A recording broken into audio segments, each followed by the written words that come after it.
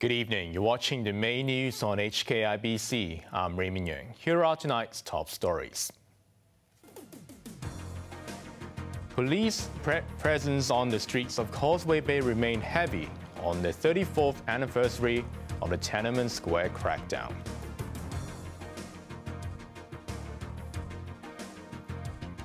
Social work professor calls for greater support for mental health patients after stabbing spree.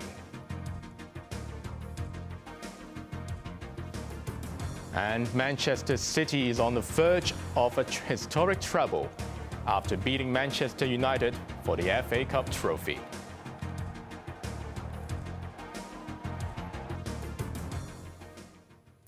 A social work professor from Hong Kong University urged the government to provide more frequent checkups for patients with severe mental health issues. Terry Lum's comment came after the suspect in the fatal stabbing on Friday had a history of mental illness. Janice Low reports. The gruesome tragedy that occurred 2 days ago in a shopping mall in Diamond Hill has raised concerns about the support given to mental health patients. The 39-year-old suspect, who has been charged with 2 counts of murder and will appear at Kwun Tong Magistracy tomorrow, was diagnosed with mental issues 2 years ago. He was discharged from a psychiatric facility at the end of last year, but had been attending regular consultations. While there are roughly 400 psychiatrists and 600 clinical psychologists practicing in Hong Kong, a social work professor pointed out the numbers are far from meeting public demand. Talking to the press after a radio show this morning, Terry Lum from Hong Kong University said the city is lacking an effective triage system for mental health treatment. He suggested primary healthcare services and family doctors fill the void by receiving mild or moderate cases of mental disorder. In this way, he said, the specialists can focus on patients with serious illnesses. Lam noted that the horrific rampage occurred just days before the suspect was due to return to clinic for his next scheduled appointment. Lam hoped that if resources permit, checkups can be carried out at shorter intervals like monthly or even once in a fortnight. In the long run, the professor who specializes in long-term care suggested the government provide training to social workers and counselors so as to ease the burden of mental health professionals. Meanwhile, more people visited Plaza Hollywood to mourn the 2 young victims, aged 22 and 26. Police presence remained heavy as both uniformed and plainclothes officers patrolled the shopping mall. The Red Cross said it has set up a hotline to offer counseling services for distraught members of the public. It has received 101 calls for assistance as of 6 p.m. tonight. Janice Low, HKIBC. Police presence remained heavy on the streets of Causeway Bay on the 34th anniversary of the Tiananmen Square crackdown. Officers conducted stop and search operations on activists, and even journalists were not spared. Janice Low reports. While public commemorations on the 34th anniversary of the Tiananmen Square crackdown have all but disappeared, police were not taking their chances. Hundreds of uniformed officers were seen on the streets of Causeway Bay as they conducted patrols and questioned anyone they deemed suspicious. Some of them were taken to a makeshift tent on East Point Road outside Sogo department store for stop and search. They included activist Chan Po-ying of the League of Social Democrats.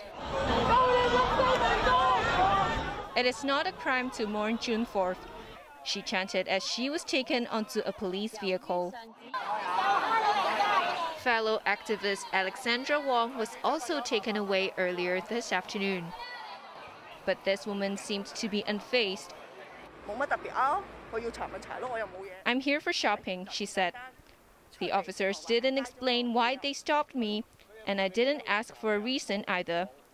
For the first time ever, police also stepped up their surveillance of journalists entering Victoria Park. Apart from asking for press cards, officers also demanded identity documents and recorded their personal information. What used to be the only place in China where a candlelight vigil was permitted before the COVID pandemic, Victoria Park has drawn shoppers this weekend instead. Pro-Beijing fraternity groups have organized a food fair, saying it is part of the SAR's handover anniversary celebrations next month. Police have beefed up security by deploying at least 3 armored vehicles. Janice Low, HKIBC. Ronnie Tong, one of the founding members of the recently disbanded Civic Party, said the decision to set up the party was the biggest failure in his career. Speaking on radio, the executive councillor claimed the party, which he quit in 2014, had become more violent in the past decade and reached a breaking point in the 2019 social unrest. Tong accused his former Civic Party colleagues of supporting the use of violence to solve problems. The barrister claimed that some members promoted the idea that political imprisonment would enrich a person's life. He said he was saddened by their statements. On restarting political reform, the former Bar Association chairman stressed that any constitutional changes cannot be implemented without Beijing's approval. A hiker was airlifted to hospital this afternoon after suffering a heat stroke. The man in his 50s was hiking alone on a country trail between Yunlong and Chunwan at around 2 p.m. when he passed out. Passers-by notified emergency services, and a government flying service helicopter was deployed. He was conscious as he was rushed to Eastern Hospital. The observatory's very hot weather warning, which had been in force since Friday, was only cancelled at 5:45 p.m. Turning overseas, Indian Prime Minister Narendra Modi has vowed punishment for those responsible for Friday's deadly train crash, which left at least 288 people dead. Human error and a signal failure have been suggested as possible causes for one of India's deadliest railway accidents in recent times. Sachin Kavi reports. 2 days after a crash involving 3 trains in eastern India, which left around 300 people dead and more than 1,000 injured, search and rescue operations have been called off, and the focus has shifted to identifying the cause of the incident.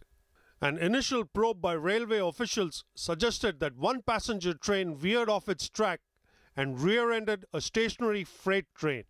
The collision then triggered a domino effect near the town of Balasore, roughly 1,600 kilometers southeast of the capital, New Delhi.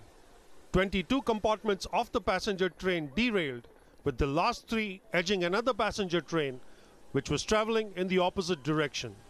It remains unclear how the first passenger train ended up on the same track as the freight train, although human error and signaling failure are the most likely causes for one of the worst rail mishaps in India in recent times.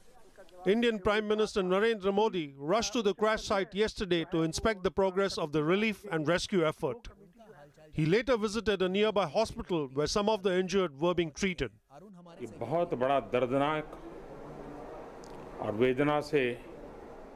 Modi shared the grief and pain of those who lost loved ones and pledged to take care of the well-being of the injured. He also vowed justice will be served by severely punishing all those responsible for the tragedy. With the rescue work complete, authorities have started clearing the wreckage to restore the crash site. Major part was the removal of capsized coaches and wagons. So last night all the capsized coaches and wagons have been removed from site. Now the major part left is the restoration of track. Meanwhile, anxious relatives rushed to hospitals in the area to look for their loved ones. Photographs of victims and those injured were laid out in makeshift identification centers to facilitate the process. Sachin Katwi, HKIBC. Tensions between China and the United States are growing days after their warplanes nearly made contact. There was another near miss, this time in the sea. According to state media, the Global Times, a Chinese destroyer cut in front of USS Chonghoon as the American warship was patrolling in the Taiwan Strait yesterday. A journalist on a Canadian frigate sailing alongside Chonghoon confirmed the episode. saying the two ships came within 140 meters of each other. China's Defense Minister Li Shangfu, who attended the Shangri-La summit in Singapore, was asked if the PLA had acted unprofessionally. Without addressing the conflict, he asked why American vessels and jets had to maneuver in close proximity of Chinese territory. At the same event, Australian Defence Minister Richard Marles also accused Beijing of lacking transparency amid what he said a PLA build-up.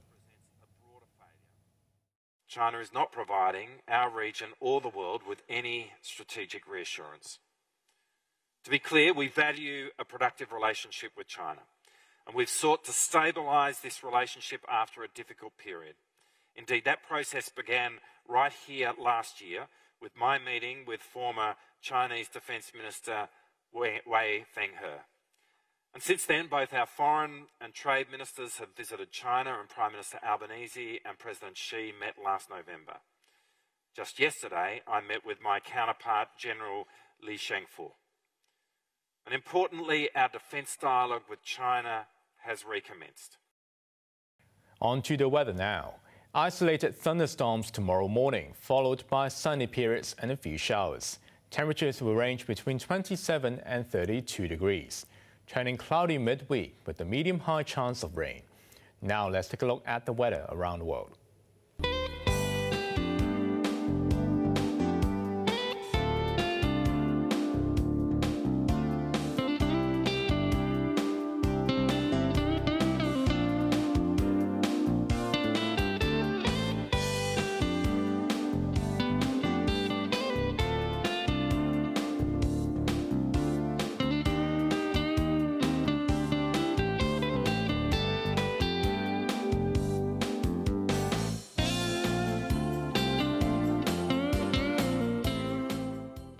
That's our main news for Sunday night. Join us for more news at 11. I'm Raymond Yeung. Thanks for watching. Good night.